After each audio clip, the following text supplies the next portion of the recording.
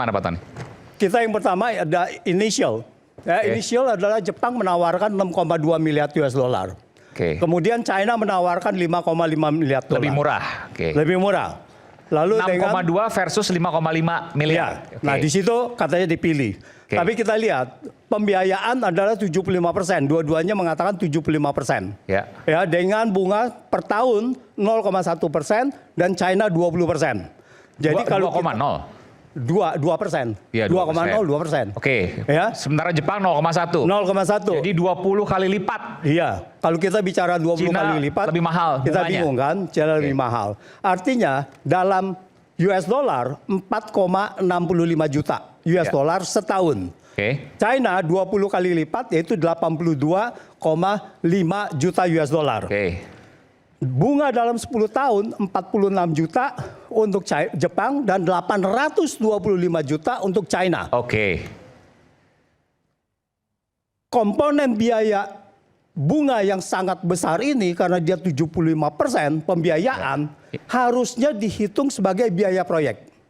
Dimanapun dalam evaluasi proyek itu harus diikuti. Karena bunganya harus dibayar. Karena bunga harus dibayar. Jadi, dan kita fix bunga dibayar 10 tahun tetap. Karena kita grace period tidak bayar cicilan. Jadi mudah sekali untuk dihitung. Ya. Jadi kalau kita bilang biaya proyek plus bunga 10 tahun. Selama 10 tahun. Maka Jepang lebih murah. Biayanya cuma 6,246,5.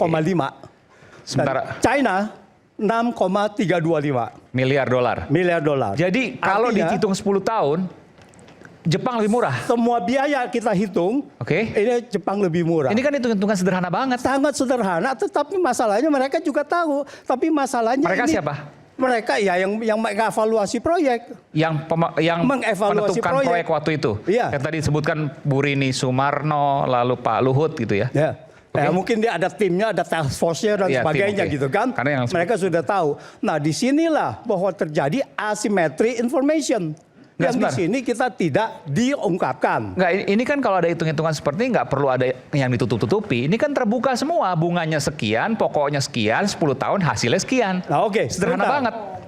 Sebentar, saya masuk dulu. Betul. Nggak, artinya begini, kalau seandainya dipikir antara Cina dan Indonesia yang kemudian saling menutupi, nggak juga, karena dua-duanya terbuka.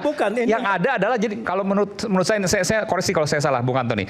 Yang seperti ini, kalau menurut Bung Antoni sampaikan seperti ini, artinya pemegang proyek pada waktu itu menutup-nutupi supaya kelihatan Cina lebih untung, padahal lebih rugi. Nah, di sini ada kecenderungan proyek ini memang mau diserahkan kepada pihak tertentu dalam hal ini Cina. Ya, maka ini tidak masuk dalam evaluasi. Ya, nah kalau kita lihat bunga per tahun di Jepang itu untuk Jepang cuma 75,8 miliar dan di China itu dengan 1,34 triliun. Nah ini yang membuat kita tidak bisa beroperasi. Ini masalahnya. Ya. Kalau bunga 10 tahun 757 miliar, di sini 13,447. 1.344. 13.000, ya yang 10 tahun. 1.000, iya. Kalau 10 tahun. 757 dibanding dengan 13.000. Terus asimetri kedua adalah bahwa dari mana bahwa 5, sebentar. Kalau ini harusnya adalah Jepang yang menang. Saya panggilkan dulu sebentar. Penyidik KPK 2012-2021. Silakan, Bung Yudi.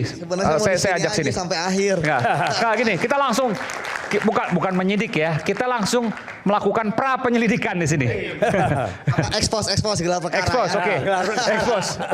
Expose di Rakyat Bersuara. Anda melihat ini simpel, sederhana banget ya. Ketika bicara 10 tahun, maka kos biaya yang dihasilkan oleh Jepang itu 6.246 sekian miliar. 6 miliar dolar, 6,2 miliar dolar. Sementara dengan China 6,3 miliar dolar.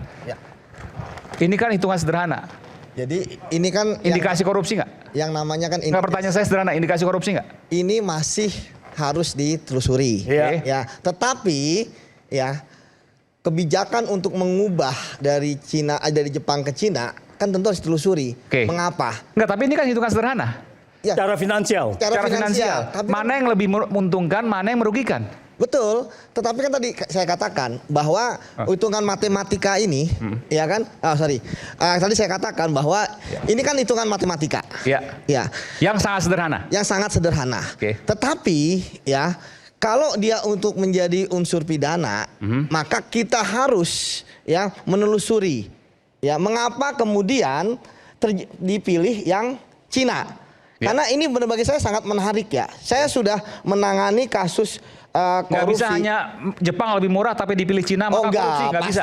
Mereka pasti punya alasan, Pak. Sebentar kan gini. Pasti mereka punya alasan kenapa memilih Cina, mengapa memilih Jepang, walaupun secara kasat mata ada merugikan 100 ini. Saya kasih alasannya, Pak Yudi. Alasannya mereka apa?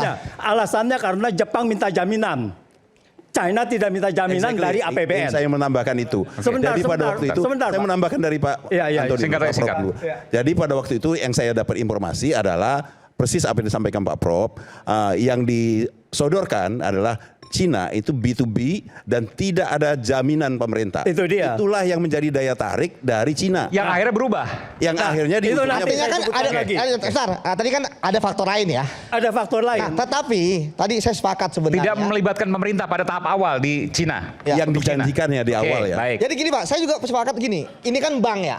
Ini yang saya juga sangat menarik ya menelusuri ini. Bank itu ya, dia mau alasan apapun pasti dia ingin pertama kembali modalnya. Ya, kemudian yang kedua berikut bunganya. Nah, ketika kemudian kereta api cepat ini kemudian rugi, ya kan dia pasti udah bisa ngelihat rugi operasional. Ketika rugi operasional, ya jangankan dia membayar bunga dan pokoknya, dia membayar operasional aja dia rugi. 4 triliun per tahun. Betul. Nah, sekarang bagi saya Pak, ini kan adalah satu bagian utuh. Sama kayak tadi yang disampaikan oleh Pak Said Dudu, pertanyaan-pertanyaan dan sebagainya. Termasuk tadi Abang mengatakan audit seperti apa yang kita lakukan ketika kondisinya saat ini semua fine-fine aja sampai ketika Pak Purbaya dan kemudian direktur ya KAI menyampaikan di DPR dan Pak Purbaya mengatakan tidak mau. Dan itu blessing, kenapa? Karena semua jadi terbuka. Kemudian kita bisa melihat bahwa dengan Jepang justru lebih murah ketimbang dengan Cina. Dan kalau itu Pak Purbaya tidak mengatakan seperti itu, maka tidak akan pernah terbuka sampai kapanpun data ini. Karena dalam betul karena gini, dalam kasus korupsi ya, kalau tidak ada apa-apa, tidak apa-apa. Tapi kalau ada apa-apa, nah sekarang kan ini adalah pemantiknya. Tentu kita harus fair. Saya sepakat tadi ada asas praduga tidak bersalah. Tetapi ketika tadi yang saya katakan bahwa ada optimisme 61.000 penumpang yang ternyata berbanding terbalik dengan kondisi sekarang. Pertama yang harus dibuka itu bukanlah terkait dengan atasnya gitu ya, tetapi terkait dengan bawahnya. Mungkin dilanjutkan dulu supaya pertanyaan tadi itu sebetulnya kalau saya selesaikan kalau saya selesaikan tadi terjawab. Nah, karena saya belum selesaikan maka seolah-olah ada pertanyaan. Nah, sekarang kita lihat ini penawaran Jepang lebih menarik, tetapi ada alasannya adalah Jepang memberikan mewajibkan ada jaminan APBN ya pemerintah dan China tidak. Maka China diberikan konsesi ini. Artinya apa? Artinya tidak ada jaminan dari pemerintah key factor untuk menerima Cina. Memenangkan Cina. Artinya itu tidak boleh dirubah. Kalau itu dirubah, maka sebetulnya Jepang yang menang. Harusnya. Kalau dia dirubah belakangan, maka artinya ini adalah kamuflase. Yang sekarang terjadi adalah diubah belakangan. Diubah belakangan. Artinya ini kamuflase. Artinya itu bahwa ini awalnya aja Anda memenangkan, nanti kita rubahlah, nanti saya kasih jaminan lah. Kan begitu kan? Artinya dalam bahasa hukum ada pemufakatan jahat. Tidak pada saat descenda solen, tetapi kemudian temponya berikutnya. Dalam perjalanannya ada perubahan. Itu dia. Nah, tetapi memang harus ada whistleblower Pak terkait dengan ini. Sebentar. Itu dia kita itu lakukan. Sebentar. Kalau seperti itu apakah indikasi korupsi? Ya, makanya harus ada whistleblower. Enggak, tadi Anda katakan pemufakatan jahat ada indikasi korupsi. Pemufakatan jelas ya. Jadi Anda katakan bahwa ada indikasi di WUS ini indikasi korupsi. Kalau indikasi pasti ada. Ada korupsi. Nah, cuman Oke, kita kembali saat lagi tetaplah bersama kami di Red Bersuara. Nanti kita akan lanjutkan.